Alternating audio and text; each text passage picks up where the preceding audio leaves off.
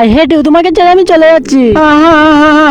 আমাকে ছেড়ে তুমি যেও না বেবি, আমাকে ছেড়ে তুমি যেও না। আরে চুপ, কান্না করলে কি গার্লফ্রেন্ড ফিরে আসবে? কখনই আসবে না। ওঠ, সোজা হয়ে দাঁড়া, নিজেকে এমন ভাবে প্রস্তুত কর যেন তোর কাছে তোর আবার গার্লফ্রেন্ড ফিরে আসে। দেখবি তোর পিছনে হাজারটা মেয়ে লাইন পড়ে আছে। আরে আমার কাছে অনেক কিছুর কমতি আছে, যার কারণে কোনো মেয়ে আমার গার্লফ্রেন্ড হতে চায় না। অন্য আমার সাথে ব্রেকআপ করেছে। আরে বলো, কমতি জবের মধ্যেই আছে। আমাকে কালো বলে আমার গার্লফ্রেন্ড চলে গিয়েছে। আরে আর এর গার্লফ্রেন্ড বাটিয়া বলে তাকে চলে গিয়েছে। এর শরীরে দুর্গন্ধ বলে সেজন্য চলে গিয়েছে। আর এখন যাবো আমরা গোহালা বাবার কাছে আমাদের সমস্যা সমাধান করার জন্য। তুইও চল আমাদের সাথে।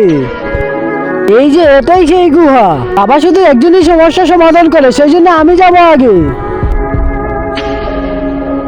আরে বাবা, কি আমার গার্লফ্রেন্ড আমাকে কালো বলে চলে গিয়েছে, সেই জন্য আমাকে ফর্সা হওয়ার ওষুধ দিয়ে দাও। এই নে, এটা লাগালেই তুই ফর্সা হয়ে যাবি। আচ্ছা ঠিক আছে বাবা। এখন তুই যা।